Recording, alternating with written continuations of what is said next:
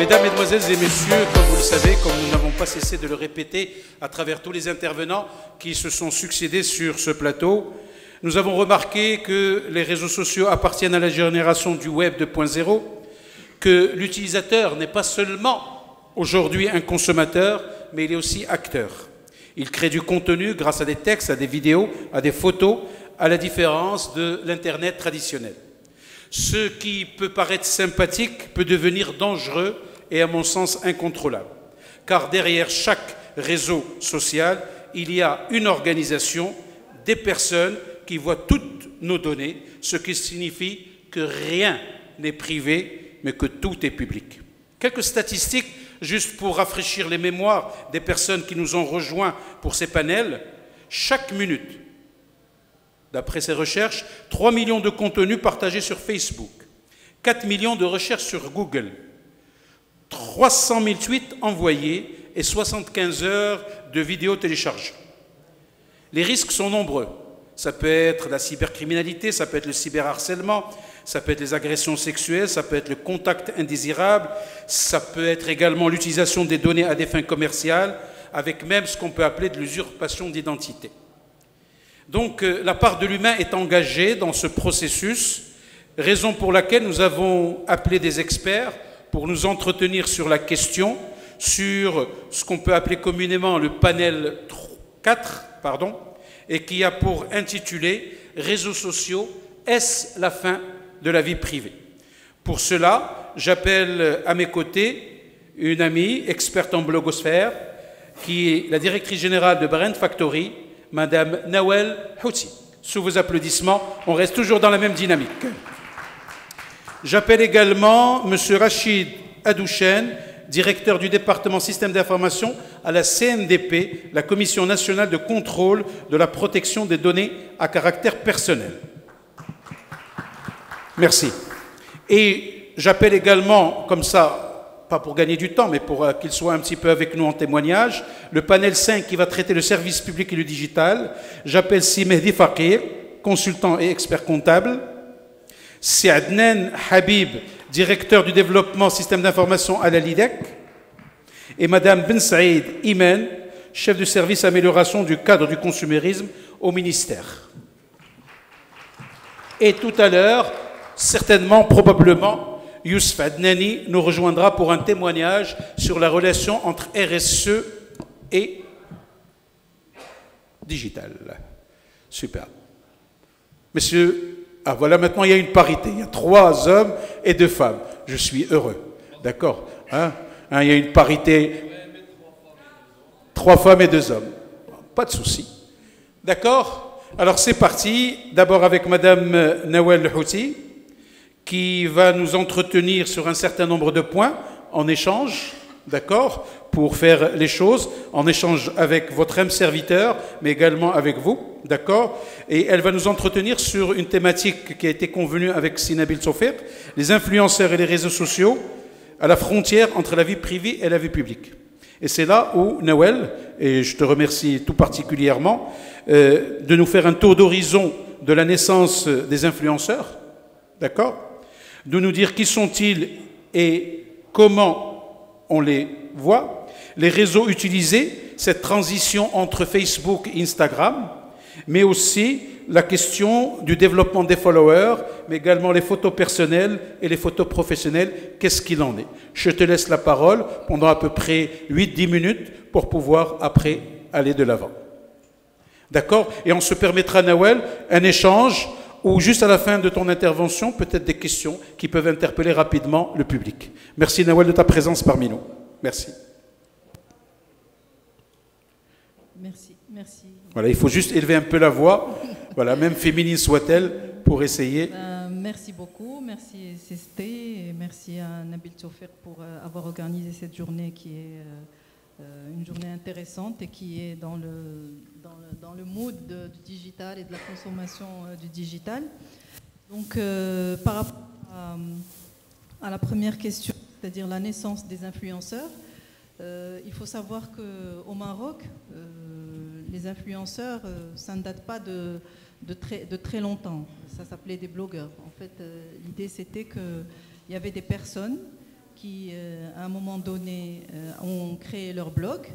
Et ce ne sont pas des sites internet, ce sont des blogs. Juste une question terminologique et sémantique. Oui. Blogueur, influenceur, what's the difference between them? En fait, le terme blogueur est venu du fait qu'on gère un blog.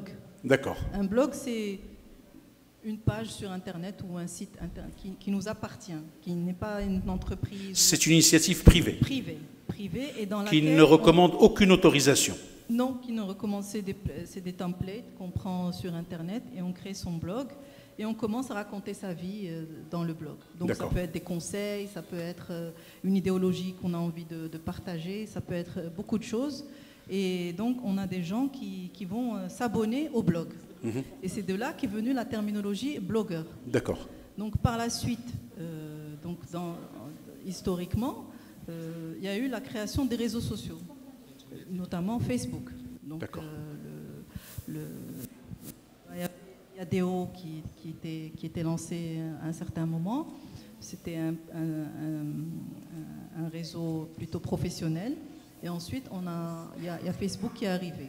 Donc on sait comment a été lancé Facebook. C'est les jeunes à Harvard qui ont lancé Donc du blogueur, nous sommes partis vers les influenceurs. Non. Nous sommes toujours dans la thématique, dans la sphère du blog. Dans la terminologie blogueur. D'accord. Donc les blogueurs ont créé des comptes Facebook et ont commencé à partager également leurs idées. Et après, plutôt des jeunes filles ont commencé à partager avec leur communauté, ce qu'on appelle la communauté, c'est-à-dire les followers, comment elles s'habillaient, utilisaient. Donc c'était surtout mode, vie, maquillage. Voilà, c'était vraiment fashion, lifestyle. D'accord. Ça c'est les premiers. Ça c'est les premiers. Est-ce qu'on a des blogs connus, reconnus, qui ont des followers qui sont importants? Les premières qui ont démarré dans ce sens, c'est Amina Allam. Je ne sais pas si les jeunes filles qui sont là la connaissent. Donc c'est parmi vraiment les premières qui ont commencé. Par contre, je vais revenir un peu en arrière. Il y avait des influenceurs ou des blogueurs beaucoup plus chez les hommes, et beaucoup plus dans les nouvelles technologies. Celui-là que vous aviez ce matin. Il y avait aussi, il y a tout un ensemble, un groupe de jeunes hommes qui ont commencé à influencer, mais la communauté des IT. C'était pas du tout dans le. Et quand tu dis Nawel, la communauté des IT, qu'est-ce qui nous apportait de plus à travers ces blogs ou ces influences? Qu'est-ce qui nous donnait comme conseil, comme orientation pour que je puisse, c'était quoi exactement? Donner juste un cas d'exemple. C'était sur les produits, le téléphone, les ordinateurs, les logiciels, c'était dans leur domaine. Mais est-ce que ces blogueurs ont une expertise ou une influence qui leur permet de dire tel ou tel produit est meilleur qu'un autre? Oui, c'est des professionnels des nouvelles technologies. D'accord. Ils sont connus et reconnus pour ça. Ils existent toujours. Ils sont toujours, mais eux aussi sont devenus aujourd'hui influenceurs dans les IT. Mais ces influenceurs, c'est leur gagne-pain, donc ils gagnent quelque chose quelque part? Non, pas tout à fait. Pas vraiment. Généralement, ils ont des jobs, comme tous les influenceurs au Maroc. Il y en a, je dirais, pas qui ne font que ça. Ils ont tous des c'est comme le cas que nous avons eu de Abdallah. Oui, ils ont des jobs à côté. Et à côté de ça, ils sont influenceurs. Au début, c'était comme un passe-temps, une passion, et qui s'est développée avec le développement de la communauté. D'accord. Donc, il y avait donc pour revenir un petit peu à... Il y avait des blogueuses, mais c'était plutôt des comptes Facebook. Donc à partir de là, commençaient à influencer les jeunes filles qui les suivaient. Et les marques ont commencé à s'intéresser à ces jeunes filles qui, quand elles postaient, c'était typique, vraiment personnel. C'est-à-dire qu'à un moment, elles vont aller faire leur shopping, vont s'habiller, et elles vont se poster en photo et dire qu'est-ce que vous en pensez, comment vous trouvez ça, etc. Et les jeunes filles commençaient à leur dire où est-ce que tu as acheté ça, comment tu as fait, comment tu utilises ce produit de maquillage, comment tu utilises ce produit pour les cheveux, etc. Mais inévitablement, je vais prononcer la marque quand même, quelque part, que tel produit est meilleur qu'un autre. Oui, oui, parce qu'il n'y a aucune limitation juridique ou aucune limitation. On n'est pas à la radio, on n'est pas à la télé, on n'est pas... n'y a pas d'achat d'espace, on va dire. C'est une initiative personnelle. D'accord. Donc les jeunes filles en parlaient et il y avait une interaction avec leurs followers. Et les marques ont commencé à s'intéresser à ces jeunes filles qui, aujourd'hui, par exemple, à ce moment-là, elles avaient 1000, 2000, 3000, 4000. Ça commençait à monter, le nombre de followers commençait à monter. Et pourquoi pas ne pas collaborer avec ces jeunes filles au lieu qu'elles aillent acheter ces produits-là, qu'on leur donne et qu'elles en parlent sur leur page et qu'elles communiquent sur nos produits. Mais, voilà. Mais c'est un peu de la pub déguisée, non? Non? Oui, c'est de la publicité. Aujourd'hui, on est dans la pub. On est rentré dans la pub, il faut qu'on se le dise. Moi, je vous parle de ça, c'était, je ne sais pas, dans le début des années 2000. Et ces marques ne rémunèrent pas ces blogueurs, ces influenceurs? Aujourd'hui, oui. Ah voilà. Oui, donc il y a quelque part une rémunération qui se fait. Si je suis suivi par 10 000, 15 000, quel est le seuil pour être interpellé par une marque aujourd'hui? Je pense qu'il n'y a pas de... Mais à partir de 10 000... 10 000, vous devenez intéressant. Vous devenez intéressant, oui, à partir de 10 000. Et bon, je ne vais pas rentrer dans le côté technique, mais il y a ce qu'on appelle les followers achetés et les followers organiques. Il y a ça aussi. Donc, ça c'est très pertinent parce que on sait qu'un influenceur a des followers qui sont organiques quand on voit le taux d'engagement et le taux d'interaction. C'est-à-dire, je peux avoir 1000 followers et être liké 500 fois. Je peux avoir 10 000 ou 15 000 followers et être liké 3 fois. Donc il y a un problème. C'est pas normal. Donc vous comprenez ce que je veux dire? On peut, et comme il y a eu cet engouement, donc il y en a qui vont acheter des followers et s'exposer face aux marques et leur dire voilà, moi j'ai tant de followers, donc vous pouvez travailler avec moi, etc., etc. Mais quand on vient au niveau du taux d'engagement, on trouve que c'est pas ça. Donc ça aussi c'est mais travail, parce qu'il y a des systèmes, il y a des... Bon, moi, sur le plan technique, je ne maîtrise pas très bien, mais il y a des outils qui font qu'on peut développer ses followers, on peut se faire certifier, on peut avoir un compte qui a son... D'ailleurs, aujourd'hui, les plus grands influenceurs internationaux, les stars et tout ça, ils ont tous des comptes certifiés. Et qui dit compte certifié veut dire que je crois 70 ou 80% des followers sont des followers réels et non pas des robots qui existent quelque part. Vous avez même pris l'initiative de réunir tous ces blogueurs, je crois, et ces influenceurs. Oui. Est-ce que vous pouvez nous dire un petit peu comment les choses se sont passées et d'où vient cette initiative un petit peu? Ben justement, dans le cadre de mon travail, j'ai eu affaire à des influenceurs depuis... disons 2009, 2010, 2011, quand il y avait justement Amina Ellam, il y avait juste, si je peux les nommer, Yasmine Zmama, il y avait 2 ou 3 vraiment filles qui étaient connues. Et donc moi j'ai évolué dans ce domaine-là et j'ai commencé à benchmarker un petit peu ce qui se passait au Maroc et je voyais à l'international, et je voyais qu'il y avait des marques internationales qui sollicitait de plus en plus les influenceuses. Et on a une qui se démarquait énormément dans le monde, qui est aujourd'hui connue et qui est la première influenceuse mondiale. C'est une Italienne qui s'appelle Chiara Ferragni. Et elle avait juste un blog. Et de son blog, justement, elle a développé ses réseaux sociaux, donc la page, le compte Facebook, Instagram, etc. Et je voyais que toutes les grandes marques internationales faisaient appel à ces filles qui devenaient des stars, en fait. C'est comme quand on voit un mannequin ou un acteur. Donc ces blogueuses devenaient vraiment des stars. Et elles étaient adulées, aimées, suivies, et toutes les marques s'arrachaient ces personnes.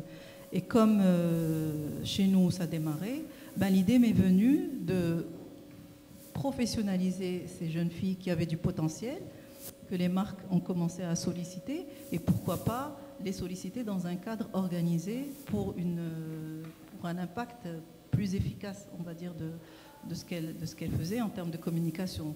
Bon, la digitalisation se faisant, les communications aussi par le web, par les outils digitaux, donc on est dans l'ère du digital, donc ça s'y prêtait, et avant-gardiste, mais je vois que d'année en année, on fait des bonds énormes dans ce domaine-là. Donc c'est comme ça que j'ai lancé cet événement, et puis aujourd'hui j'en suis à la 3e. où je rassemble des influenceurs du monde entier. Du monde entier cette fois-ci. Oui, de partout. Et c'est plus seulement du fashion et du lifestyle, mais c'est du sport, de l'automobile, de la culture, de l'art, tous les types d'influenceurs, de la politique, de l'économie. On a vu ce qui s'est passé par rapport au boycott. Donc aujourd'hui, je pense qu'il faut s'intéresser de près à toutes les personnes qui diffusent des idéologies, des idées, etc. Et donc, on fait ce qu'on appelle le Davos des influenceurs à Souair, Inch'Allah. Et comment se situe justement cette relation influenceurs-réseaux sociaux? Est-ce que vous avez appelé à la frontière de la vie privée, vie publique? Comme on a vu dans le film, c'est très difficile de mettre une barrière entre la vie privée et la vie publique. On s'expose là. Quand on est influenceur, on est exposé et les gens en demandent. C'est-à-dire que c'est plus uniquement communiquer sur une marque, mais je veux savoir qu'est-ce que tu fais dans ta vie, comment tu vis au jour le jour.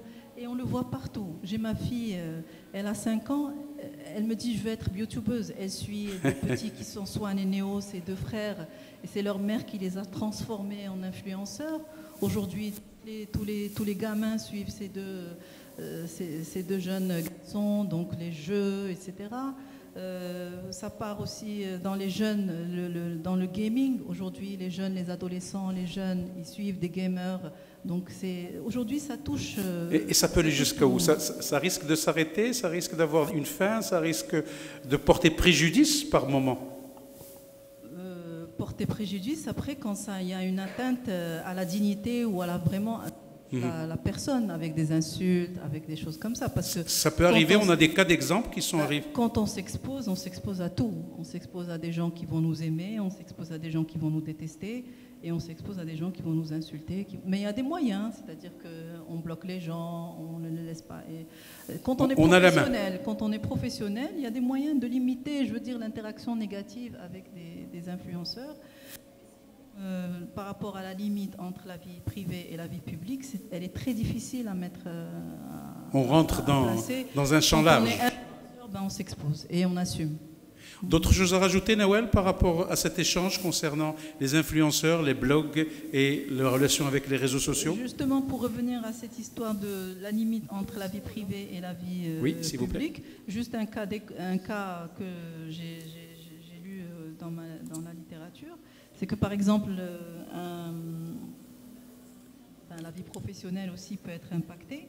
Il y a quelqu'un dans une entreprise en France, ça ne s'est pas passé au Maroc, qui s'est permis d'insulter son manager sur un réseau. Oui. Il savait que c'était son manager? Non, c'est-à-dire que lui a un compte Facebook sur lequel il s'exprimait sur son entreprise et il s'exprimait de manière négative. Et justement, des amis, donc les gens, au fur et à mesure, on fait remonter l'information. Arrivent à avoir accès à cette information. Le monsieur ou la dame, je ne sais pas, s'est fait licencier parce qu'il a commencé à parler de son entreprise sur les réseaux sociaux. Et donc, il y a eu un enchaînement d'insultes et tout ça sur l'entreprise. Et ils ont appelé cette personne qui a été... Licenciement. Qui a été licenciée. Bon, après, elle a eu recours au prud'homme, etc. Mais je veux dire... À un moment donné, quand on s'exprime sur les réseaux sociaux, il faut savoir qu'on est exposé, on ne sait pas qui est de l'autre côté de l'écran. Tout à fait. C'est ça c'est le danger, on va dire. Merci beaucoup Nawel pour ces informations.